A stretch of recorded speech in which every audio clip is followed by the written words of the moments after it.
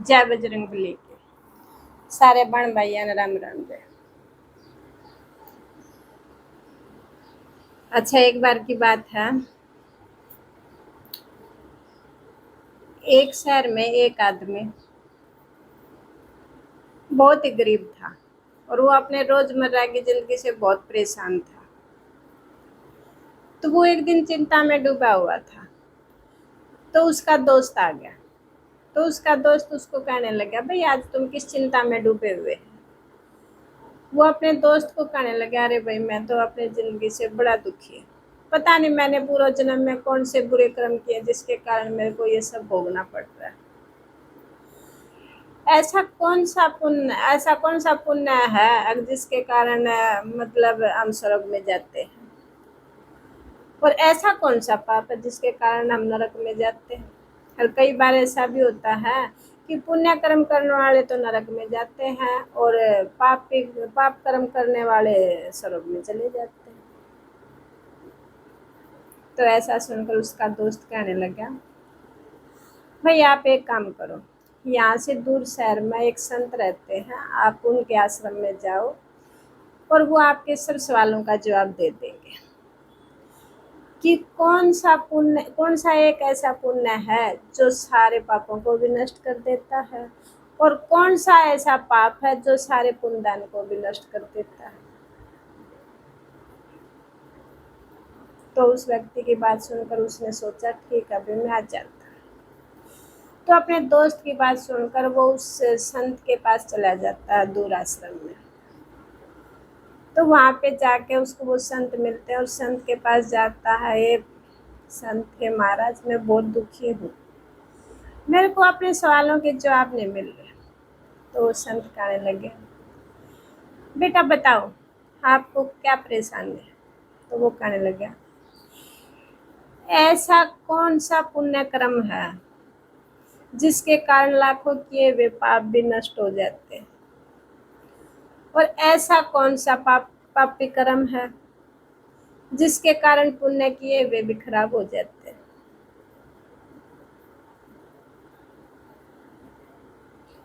तो वो संत कहने लगे, बेटा मैं आपको एक कहानी बताता हूँ जिसके द्वारा आपके सवालों के जवाब मिलेंगे।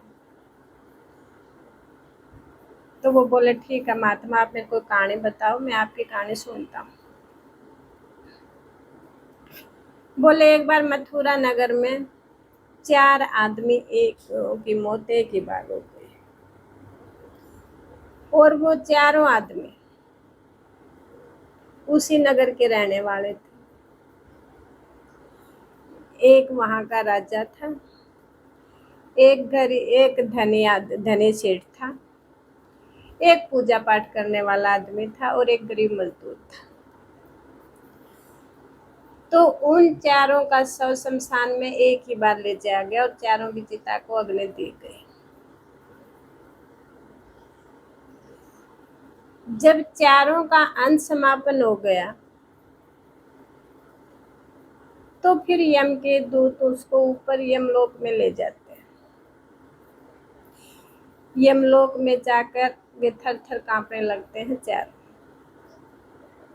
क्योंकि वहां पर एक सुंदर सा सोने का सिंहासन है जिस पर धर्मराज बैठे हुए हैं, उनके साथ में चित्रगुप्त बैठे हुए जिनके हाथ में हमारा एक लेखा जोखा होता है। उसी के हिसाब से वो हमारे लेखे जोखे देखकर हमने कौन सा पुण्य काम किया है जिसके कारण हमें स्वर्ग में जाना चाहिए, और कौन सा हमने पाप कर्म किया जिसके कारण हमारे को नरक मिलना चाहिए, वही बताते। तो पहले वे चारों आपस में बताने लगे। पहले राजा बोला, भाई मैं तो स्वर्ग में ही जाऊंगा। बोले क्यों। बोले मैं तो वहाँ का राजा था, मैंने तो अपने प्रजा हित के लिए बहुत अच्छे अच्छे काम किए हैं, गरीब लोगों को बहुत पुण्यदान किए हैं, अपनी प्रजा की भलाई के लिए मैंने बहुत कुछ किया है। जो सारी प्रजा मेरे को याद कर रही है तो मेरे को तो जरूर स्वर्ग मिलेगा। उसके बाद जो दूसरा धनी सेठ था वो कहने लगा, मैं मेरे को भी स्वर्ग मिलना चाहिए। बोले आपको स्वर्ग क्यों मिलेगा।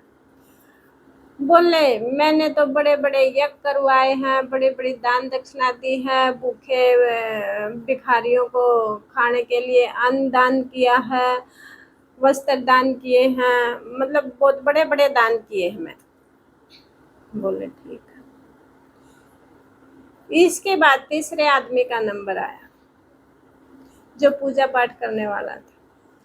वो कहने लगा नहीं भाई स्वर्ग मेरे को ही मिलेगा। तो बोले आपको स्वर्ग क्यों मिलेगा? बोले मैंने तो सबके आवन किए हैं, यज्ञ किए हैं, पूजा पाठ किए हैं, सारा टाइम अपना भगवान के चरणों में बिताया है और भगवान के ही काम किए हैं, सारे दिन में दिन रात भगवान की प्रार्थना करता रहता था, तो मेरे को तो स्वर्ग मिलना चाहिए। इसके बाद चौथे का नंबर आया। गरीब मजदूर क्या बोलता, उसने तो ये सोचा भाई मैंने तो हमेशा दूसरों के दिन रह के काम किया है और अपने परिवार की रोजी रोटी कमा के उनका पेट पालन किया, मैंने तो ऐसा कुछ काम नहीं किया। एक दिन मैंने निस्वार्थ भावना से अपने एक कुत्ता था, उसको भूख लगी थी, मैंने अपनी एक रोटी उसको खिलाई थी, तो मेरे को कहाँ स्वर्ग मिलेगा?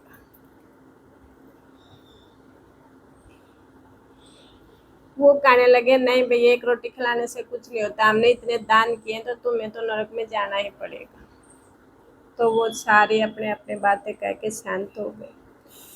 इतने में धर्मराज का दरबार लगता है, धर्मराज वहाँ पे बैठे हैं, साइड में चित्रगुप्त उनकी लेखा जोखा लेके खड़े हुए। पहले आता है राजा का नंबर। राजा को बुलाया गया तो कहने लगे भाई आपने अपनी जिंदगी में क्या किया है? बोले मैं तो वहाँ के प्रजा का राजा था, अपने प्रजा के हित के लिए मैंने बहुत कुछ किए हैं, सारी सुख सुविधाएं मुहैया करवाई हैं, मैंने अपने प्रजा को कभी दुख नहीं दिया, जरूरत की चीज़ें सारी जुटाई हैं, अपने प्रजा का हमेशा ख्याल रखा, पुण्य दान किए। तो बोले ये तो भाई ठीक है, लेकिन आपके ऊपर एक बहुत बड़ा पाप, आपने अपनी प्रजा के हित के लिए दूसरे राज्यों पे के साथ बहुत सारे युद्ध किए हैं और उस युद्ध में तुम्हारे राज्य के बहुत सारे सैनिक मारे गए, उनकी जानें गई। तो ये बहुत बड़ा घोर अपराध है, इसके कारण तुम्हें स्वर्ग नहीं मिलेगा, तुम नरक के भाग। उसके बाद आया उस धनी सेठ का नंबर। धनी सेठ कहने लगा भाई मैंने बहुत सारे पूजा पाठ कराए, हवन कराए, यज्ञ कराए, बहुत सारे पुण्य दान किए, बहुत लोगों को मैंने अन्न धन से उनकी सेवाएं की हैं, बड़े बड़े दान किए। तो धनी सेठ को बोले भाई इसके साथ आपने एक और पाप भी किया।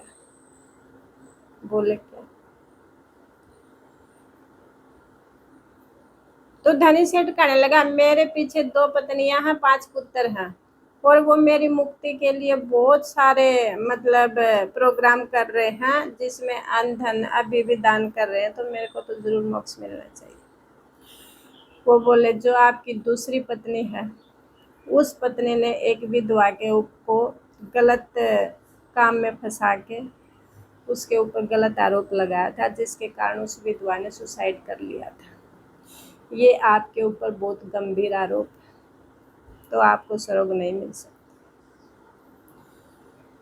इसके बाद आया तीसरा उस पूजा पाठ करने वाले का नंबर। भाई आपने कौन से अच्छे काम किए? वो बोला मैंने तो हमेशा भगवान के चरणों में अपना जीवन व्यतीत किया है, पूजा पाठ किए हैं, हमेशा भगवान की लगन में ही अपना ध्यान रखा लगाए रखता था,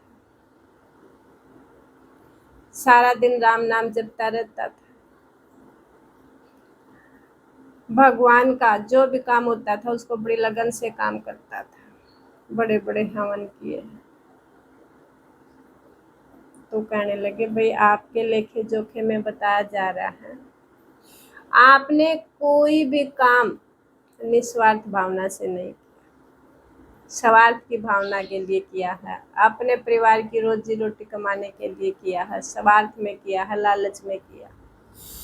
तो निस्वार्थ भावना से किए हुए काम का फल मिलता है। तो आप भी स्वर्ग के भागी नहीं हो। फिर आया चौथे मजदूर का नंबर। भाई आपने क्या किया?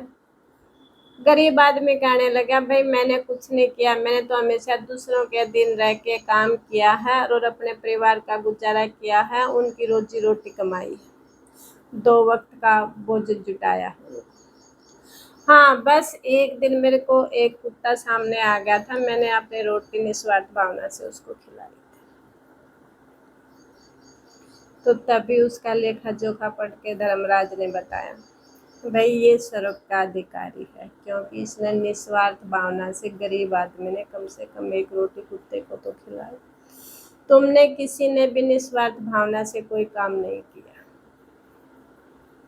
तो असली स्वर्ग का अधिकारी वो ही होता है जो निस्वार्थ भावना से किया हुआ अच्छा कर्म होता है। वो ही लोग स्वर्ग के अधिकारी बनते हैं। तो इस कहानी से हमें यही शिक्षा मिलती है कि निस्वार्थ भावना से किए हुए दान का ही हमें फल मिलता है और वो ही स्वर्ग का भागीदार होता है। इसलिए हमें कोई भी काम, कोई भी दान पुण्य करना चाहिए और निस्वार्थ भावना से करना चाहिए। उसमें हमने अपना स्वार्थ नहीं देखना चाहिए। राम राम।